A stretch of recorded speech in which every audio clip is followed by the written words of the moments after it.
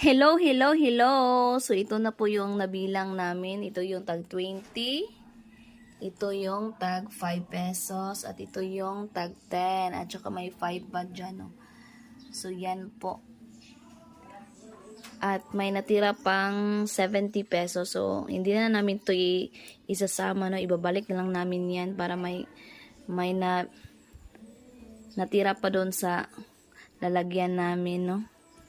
So, a total of 6,300. Not bad, no? So, nakatulong din sa amin yan, sa aming paggagamitan na pera, no? So, thank you for the blessing. So, mas patuloy pa naming pagbubutihan next time, no? Mag-ipon ng mga barya. Kasi yan lang talaga yung nakaya namin, nagamit na kasi namin yung papel na pera namin.